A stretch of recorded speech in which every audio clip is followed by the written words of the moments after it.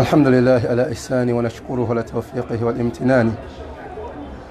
ثم أصلي وأسلم على البشير النذير نبينا محمد صلوات ربي وسلامه عليه الداعي إلى رضوانه. عباد الرحمن، أوصي نفسي وإياكم بتقوى الله عز وجل، وراقبوه مراقبة من يعلم أن الله يسمعه ويراه، وتزودوا من دنياكم لآخرتكم واعلموا أن خير زاد التقوى. هنا مجفق الله سبحانه وتعالى أقصاص من النبي محمد صلى الله عليه وسلم، معلم هذه الأمة عيازها وملازها صلاة دائمين متلازمين إلى أن تقوم الساعة. درس نقبع علمي في مقام الأول كوكبان شابانا دام بلاملا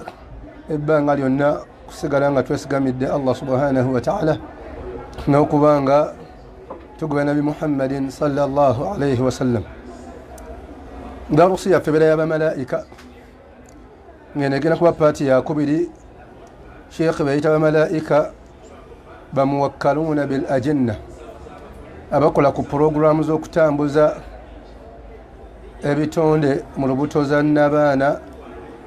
mu nnabaana z'abakyala. Naam, oba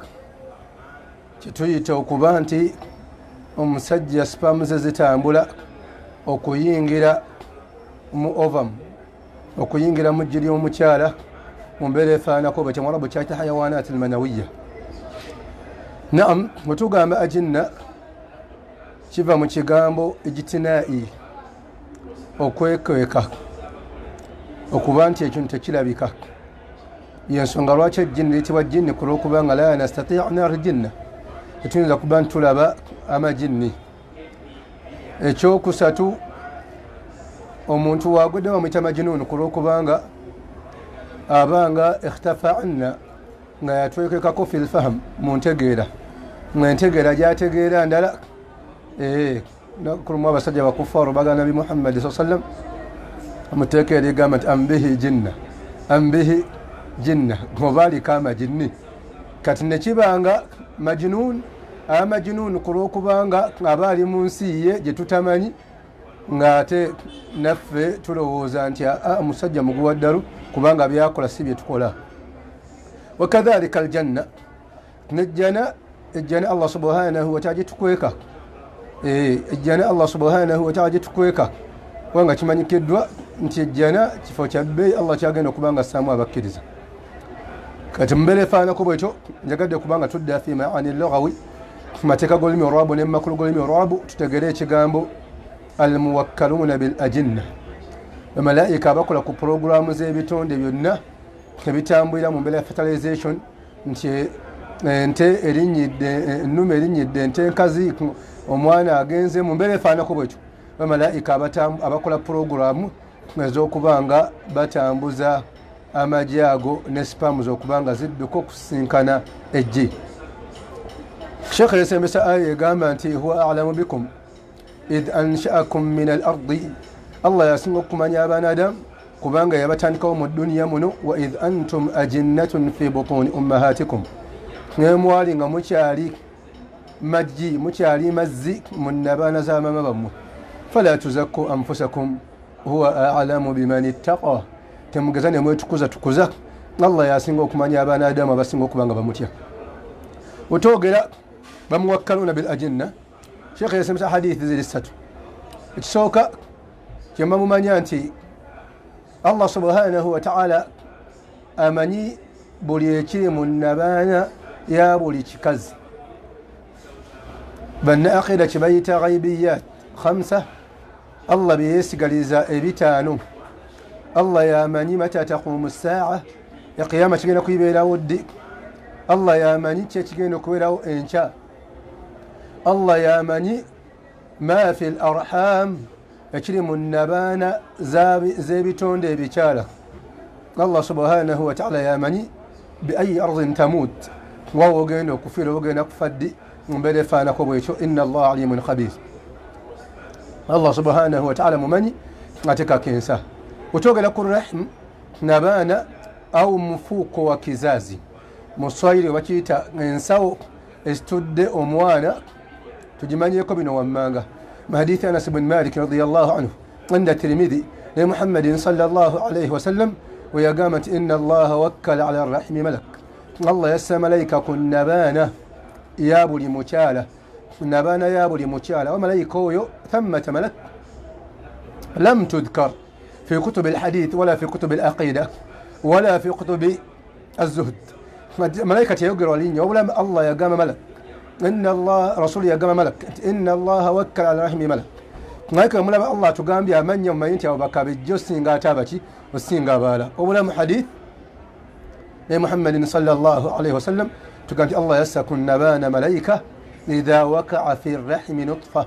نبان مقوى متون يقول ملك ملائكة قام الله سبحانه وتعالى أنت رب وأن الله سبحانه وتعالى وقعت فيها نطفة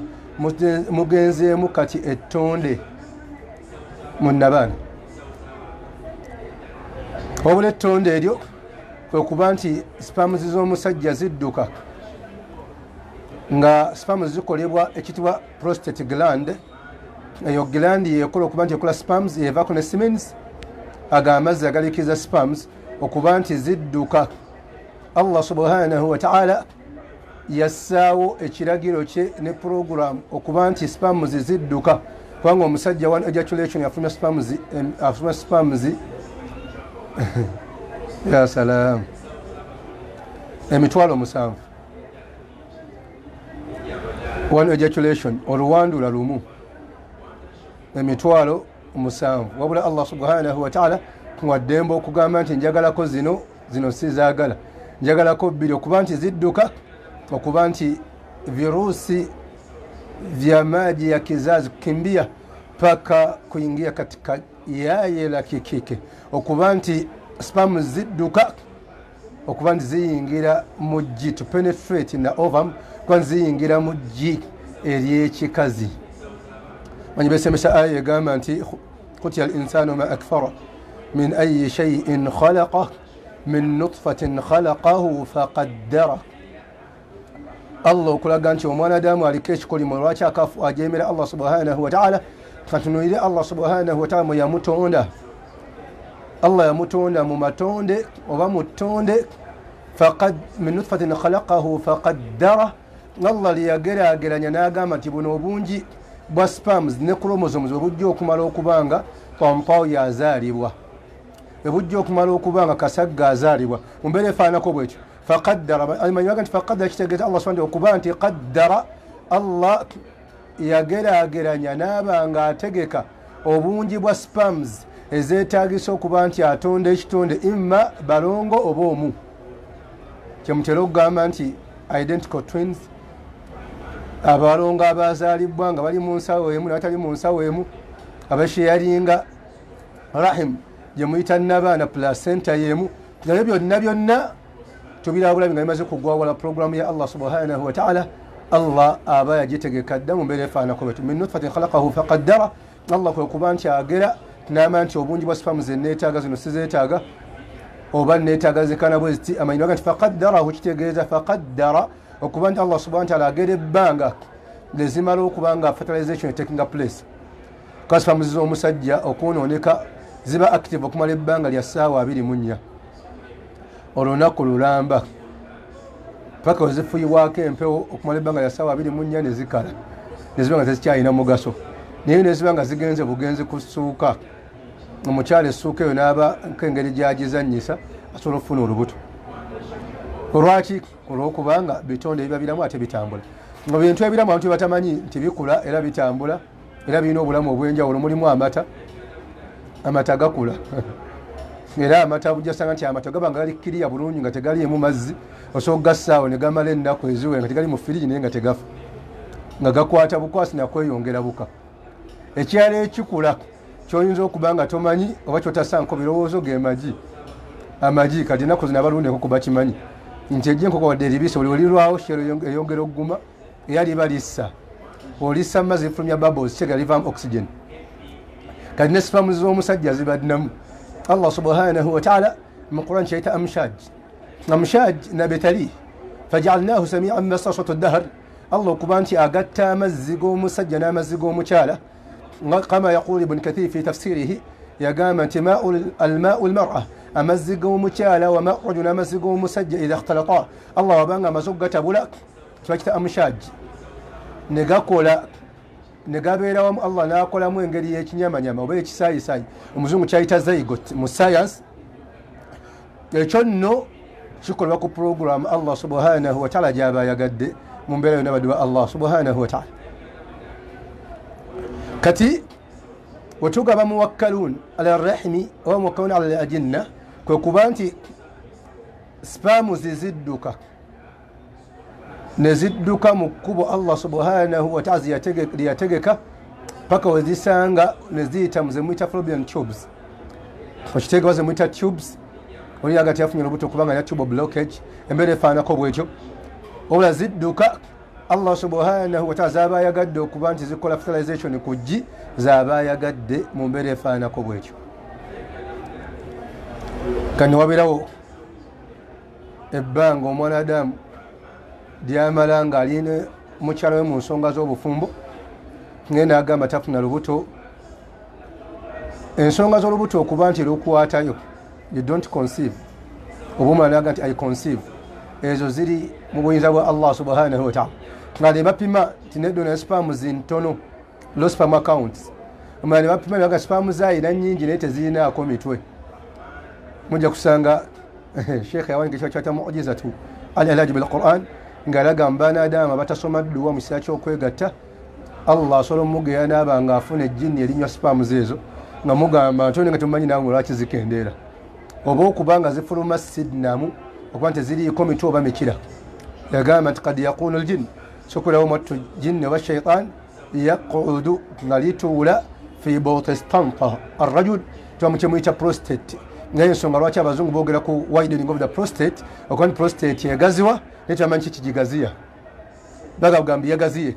naaba nga omusajja akola premature ejaculation tafunire spams zimala ekyokubiri n'okuba nga balaba nti prostate yegaziwa n'okuba spam tafulumya zimala oba teziriiko mitwe kulwokubanga mwale mutegeera enjigiriza nabi muhammadin saa sallam okugamba nti omusajja takola kwegatta kuna na mukyala we nga kujjako ng'amaze osomeddwa baddu ba allah subhanahu wataala kati malayika yagamba allah subhanahu wataala ntimuguddemu ettondo oligwamu malayika eri ku nabaana wahuwa alam allah nga yasinga okumanya paka eyettonde allah walituusa alaqa nerifuuka ekisaayisayi faidha balaga alaqa bituuka nga kisaayisayi taqulu malak malayika yagamba allah subhanahu wataala nti ya rab allah subhanahu wataala kati kituusa alaqa wahuwa alam allah nga yasinga okumanya mwene bagamba wegumu ku mutego gukyasinira okubanga gwa bbeeyi mu kutonda omwana adamu al alaq ekisaayisayi okuba nti allah subhanahu wataala amaze okutonda omwana adamu nga mujja mu mazzi naaba nga omwana adamu tadarraj olinnya edda tatadarraj olinnya edda notwa ku alaqa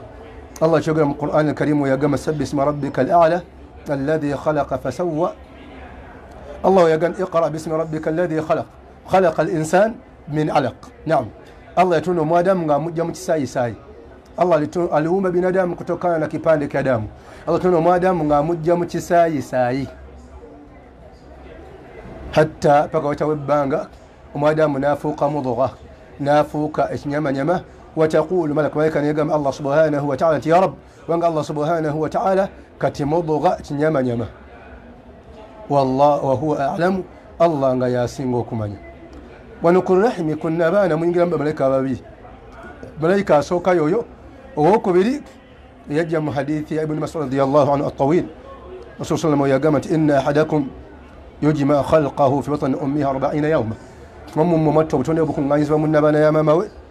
mutolwamu ebbanga ennaku 40 thumma yaqulu alaqa nabanga kisaayisayi mithlu dhalik fayakunu mudgha nafuga ekinyamanyama mithlu dhalik ebbanga ennaku 40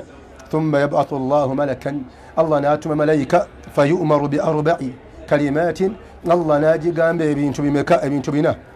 wa yuqalu lah allah najigamba iktub wandika amalu omulimu gwe wa rizquhu ne rizqi wa ajaluhu najaliye era wandika shaqiyun aw sa'id kagenda kuba mwononefu wa mulongofu kati amasala ku nsonga ya muwakkaluna bil ajinna kwe kuba nti abaana adamu omusajja amala okuba nti yeegasse ne mukyala we naaba nga afulumizza amazzi ago mani allah geyogerako gava mu bifo bibiri ag'omukyala okuba nti gava mu taraib mu masaabiro allah nakola omukyala nti yalina kukola bwati buli ensonga zo zigenda mu maaso ate omusajja naaba nga akutama gava mina sulb gava ku mugongo min bayini sulbi wataraibi okuba nti allah subhanahu wa ta'ala agajja ku mugongo ne mu masaabiro allah naaba nga atonamu omwana adamu allah nakinyula bulungi mu quran alkarim ثم خلقنا نطفة علقة فخلقنا العلقة مضغة فخلقنا المضغة عظاما فكسونا العظام لحما الله ملوك بانتي أمازوكتونا مز نقفا مز نقدم ساي ساي نوام ساي ساي نقدم نيما نيما الله ديريت نيما تنا كان بزام ومغومبا ناتشين زام ومغومبا ثم أنشأناه خلقا آخر من يبقى ثم أنشأناه خلقا آخر قول زي لسته خلقا آخر من يبقى ما الله يتقدر التشبيه وكبانش وموانا أجينا كفانا شتاوبا فانا نينا نوجه خلقا آخر وكبانش وموانا الله سبحانه وكبانش أمساكو بتوندو بواولا هو ذكر أم أنثى وكبانش مسجى وبمكزي ثم أنشأناه خلقا آخر فتبارك الله أحسن الخالقين الله نابا أنغا توندو موانا نابا أنغا فانا نينا وبافانا كتاوي ويتشجم مسجى بقريش بكفار مكة وبزن نبي محمد صلى الله عليه وسلم كيف يأتي الولد وموانا كبيرا وموانا كبانا يشبه أفانا أبيه تاتوي أو ويشبه أمه وبوكبانتي وموانا أفانا ماموي رسول صلى الله عليه وسلم يبدأ من قليل ساينتفك نيو إلى قانت بروفيسور نيو إلى قانت الدكتور إلى قانت كابي الجمعيم إلى قامت ماء المرأة أمزقو مشال رقيق قاسيريرا إلى قال السلك قال مسلك فوم قاسيريرا يعني ماجيا كيكيكنا تليزا وماء الرجل أتى مزقو مسجى غليظ قينا حي فيسكوستي أتى مزقو مشالا قينا لو فيسكوستي ما قوم فنيو إلى قسريلا أتى قوم مسجى قينا حي فيسكوستي حينما تغالب الماءان أمزق سامو لقنا قوكسينغا فهنا يشبه الرجل فهنا يشبه الولد الرجل وقسك لنا مقواف نيو ونوموانا فانا شتاوي ate gaba nga amazzi gana ag'omukyala gasaabuludde nnyo ag'omusajja ne gaba nga masaabulu kufufa huna yashbihu alwalad al gano omwana afaanana maama we oba afaanana nnyina manyi besemesa mu quran karim besemesa aya eraga nti allah subhanahu wa ta'ala amulonderawo mu mbeera yonna gy'aba ayagadde imma asobola okuba nti musajja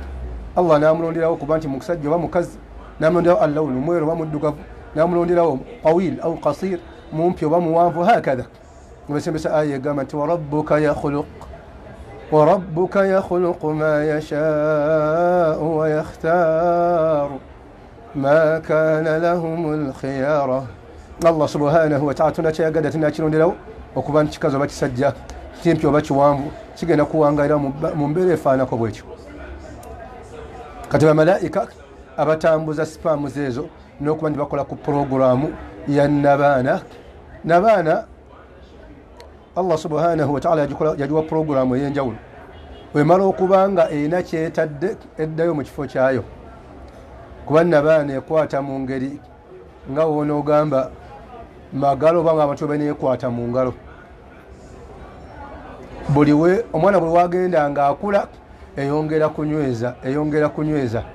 eyo puroguramu y'okuba nti nabaana econtractinga n'okuba nti esembera n'okuba nti yeeyongerayo ebyo nno allah yabissaako malaika abitambuza sheikh salih al-fawzan kyeyayita bamalaika almalaikatu almuwakkaluuna bilajinna fi butuni al-inathi bamalaika abakola ku bitonde ebiri mu lubuto mu nabaana z'abakyala baddu ba allah subhanahu wa ta'ala amasala agenja okumaliriza nago bagana nga bibitiibwa الله سكن نبي محمد صلى الله عليه وسلم التيكا إذا قامت لله ما في السماوات وما في الأرض يخلق ما يشاء يهب لمن يشاء إناثا ويهب لمن يشاء الذكور أو نزوجهم ذكرانا وإناثا الله يني مقولوا مسامون ينسوا مسام عطونا من قد جابا يقدر ويقدر موابانا بولا بوكا ويقدر موابانا بلنزي بوكا وين يقدر مواب أو نزوجهم ذكرانا وإناثا الله يقول قول ميكس nakuwa abalongo mu muwala mu mulenzi wayaj'al man yasha'u aqima wayagadi Allah subhanahu wa ta'ala naba nga mufula nga mugumba. Ibn Abbas nakola ta'liq fi tafsir Ibn Kathir nagamba nti Allah subhanahu wa ta'ala ogamba nti yahabu liman yasha'u inatha wa dhukira al-untha awwala. Allah naba nga ayogera omwana omuwala nti yasooka okugabibwa yagamba huna fil aya wano mu aya mulimu qaid waliwo akakwakulizo oba Allah okulaga nti chances ziri 99 ku 100 okuba nti omukyala asobola kuzaala mwana muwala. Fa inna min yumni al-mar'a an tubakkira bil untha ala adh-dhakar. Chances nyingi nnyo okubanga abaana abawala balina osinga okuzaalibwa osinga abalenzi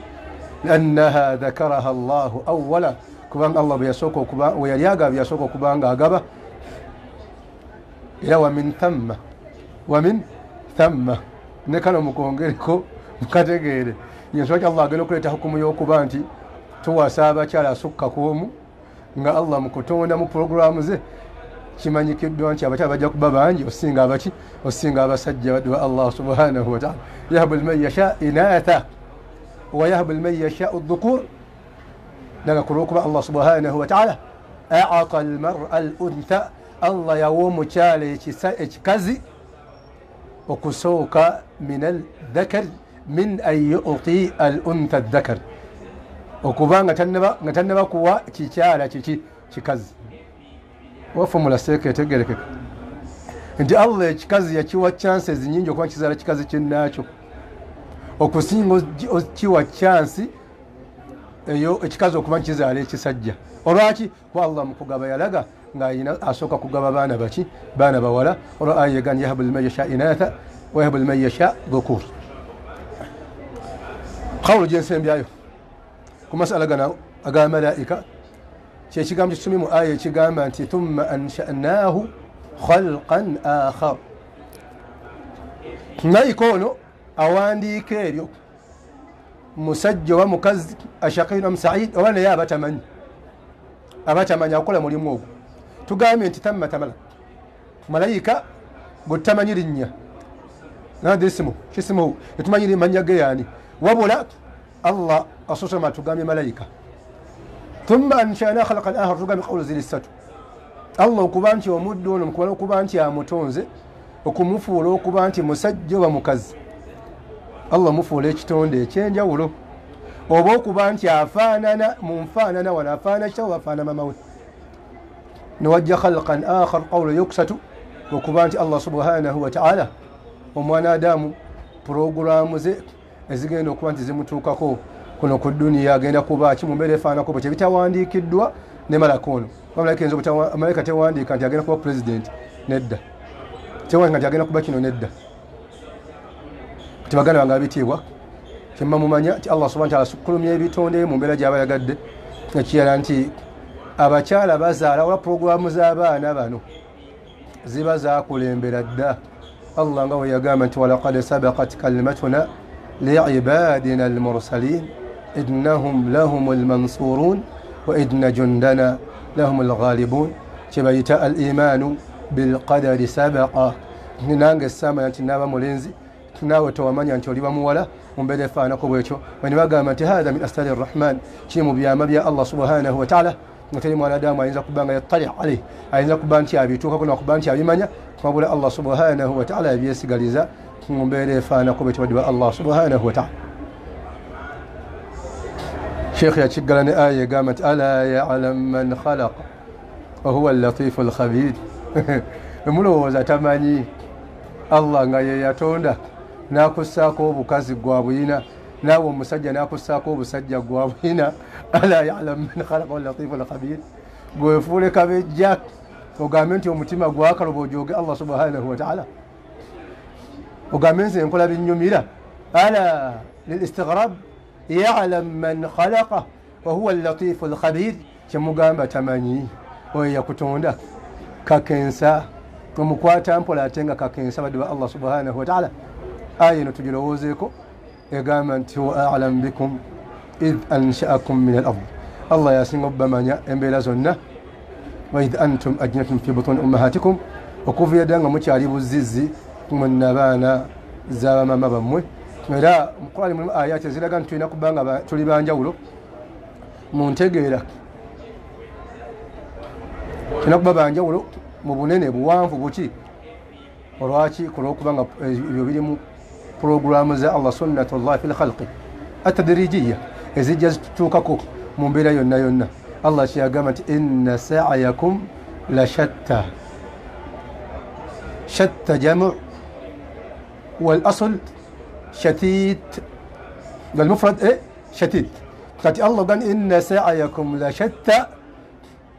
lwaki olowooza nti olinofaana muganda wo okitegeera tesiwe kigwayoga nti abaana ani yagga nti kyateeka olina ozaala abaana bakufaanana waba balina tebafaananirako ddala wadde n'akamu. Owulira nze nina nzirako tona kukkiriza nti muganda wange nabalongo ne bajja nga tebafaanagana okitegeera ne baganda nga tona kukkiriza nti baganda bange mu mbeera efaanakwa naye nga ate atuzaala yatya ne maama yatya kati ani yagamba nti byakubawo ebikyo. Allah yagamba nti inna sa'yakum la shatta. Bagamba wano atashtit huna oba shatit Allah gyali ategeeza wano kwe kuba nti abadda buli omuntu aba n'entegeera ey'enjawulo. Tolabangako abalongo ng'omu mugezi omulala musiru omulala asemba nnyo nnyo nnyo nnyo ate omulala wa fasiti ddala naye nga kitaabwe y'omu ne maama waabwe yatya y'omu baddu ba Allah subhanahu wa ta'ala. Kati okuba nti twawukana filfahamu mu kutegeera, Allah byassaamu okwawukana muno mu duniya nga byeyoleka ne bivaawo biri mu butonde bw'abanadamu ne Allah byassa kuno ku duniya fi kibaita ayatullahi almashhuda. Ekiyama kiba kinatera otutuuka shenga maliza ne kano ngenda kwogera ekisembayo nja mutuyambeko banna tahira ku mbeera ya da'wa n'okuba nti mutuyambako tusindikamu ku data ntambula byonna kuba nti da'wa egenda mu maaso. Da'wa mugenda mu maaso buli omu ajja kubanga afuna ilmu. Oyinza okuba nti okoze da'wa mu kuwaayo, mwana akola da'wa mu kusindika data, mwana akola da'wa mu ggula pikipiki, mwana akola da'wa mu ggula essimu. Embeera efaanako bwetyo tusobole okuba nti tutambuza emirimu gy'obusiraamu gigende mu maaso. Njagadde nga mmaze obbategeeza ensonga kino nkisiringe bwe nti nkiyama nga kigenda otutuuka embeera yaffe ya bulijjo gye twamanyire ejja Allah agenda agijjawo nga ne mujja tegenda kubeerayo. Ashamsu tukawwar, njuba Allah agenda agijjawo. Wal qamaru tukhsaf, omwezi Allah agujjawo. Wal layli wan nahar tadhhabani, ekyo n'emisana Allah abijjawo. Owulira tegenda kubeerawo era mujja terikula terikula tekuliiwo okikwaha. Kati Allah subhanahu wa ta'ala yagamba nabiyullahi Adam okitegera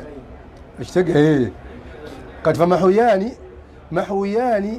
Allah okuba nti abikyusa kino nekivaawo nekiddawo famahawna ayata al-layli waja'alna ayata an-nahari mubsira litabtaghu fadlan min rabbikum wa lita'lamu adada as-sinina wal hisab wa kulla shay'in fassalnahu tafsila. Agadi mujja tebigenda kubeerayo, mujja terikulaba njuba terikulaba mwezi. Olwaki? Kweteri awamiri taklif. Tusalira swala mu budde nanabanga emyaka gigenda n'ogamba kankole mangu hijja ne tawuba naye mujja tebiriyo. Inna laka alla tajua fiha wala ta'ara, togenda kulumwa njala wadde nnyota. Wala tadma'u fiha wala tadha, temuli kuwachobwa musana. Wabula teri ayina munnasayansi ayina sayansi agamba nti enjuba bagenda kubawo bwekyo babikinedda.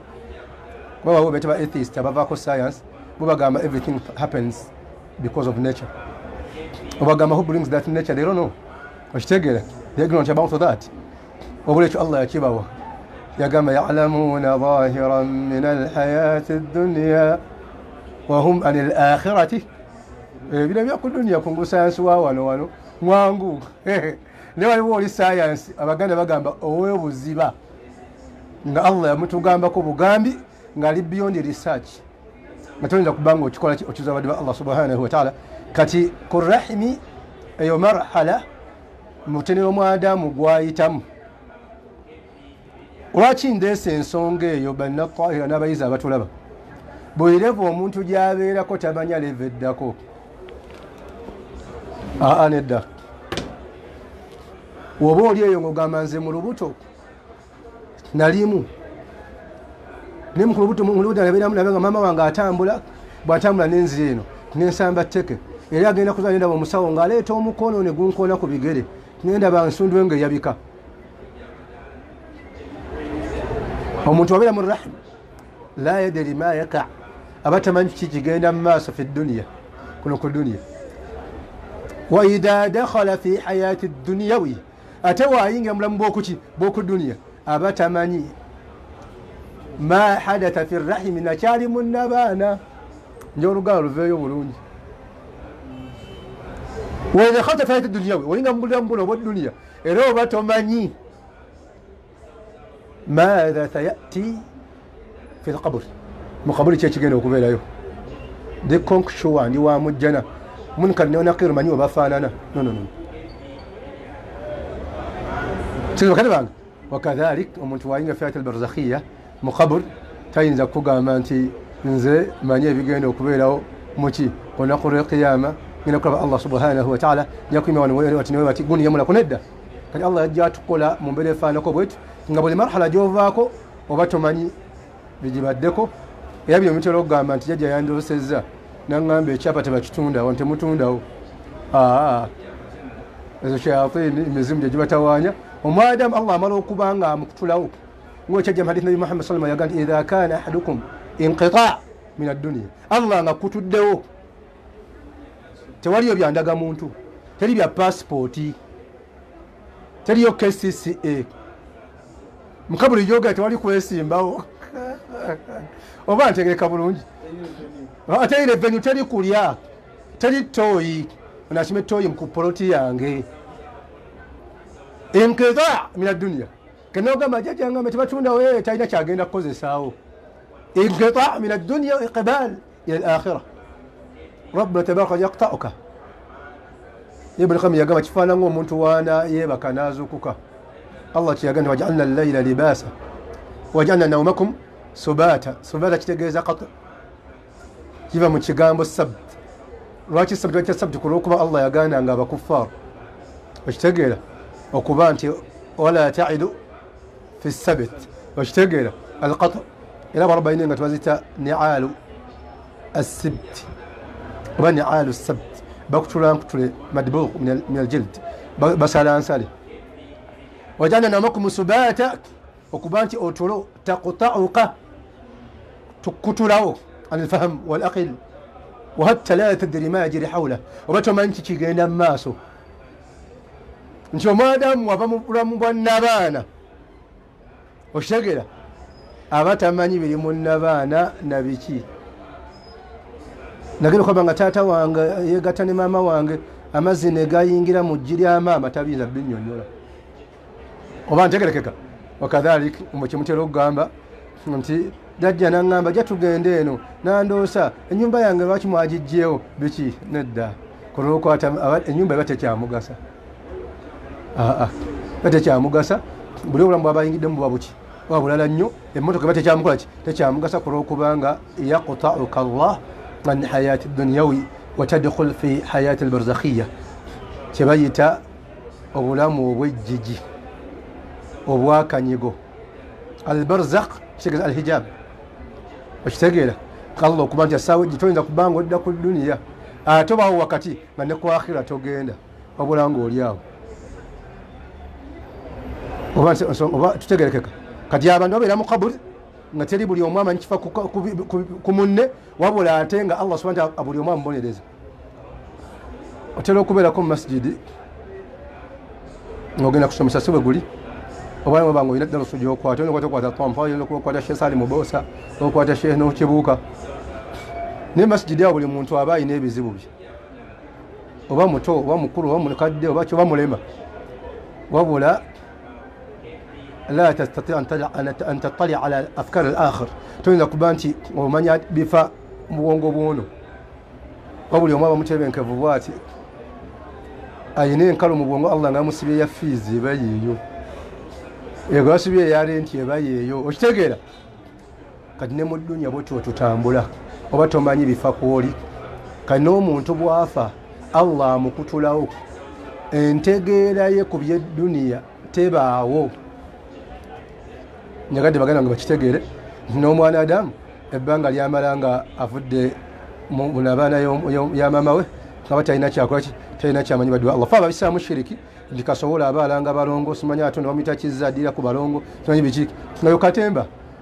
omwana afuluma Allah gyakoze eki gyayagadde era kyekimu n'omwana okukyuka scientifically omwana akyuka buli kaseera era omwana asobola okuba nga talinakyuka n'akyuka mu ssaawa gye bamuzaaliramu yennyini abaganda kye bayita okutengatenga olubuto okutengatenga oluki omukazi atuula matitiiri matitiiri ogamanyi tuli mu Luganda lwennyini nga tateredde nabanga afukamidde ng'olubuto oluvuddeyo bwe ruti okitegeera okwata zaituni n'obanga olunyeenya bwoti waggulu ne wansi olunyeenya bwoti waggulu ne wansi omwana akyuka era mulero baabikolanga kubanga omwana aba mu mazzi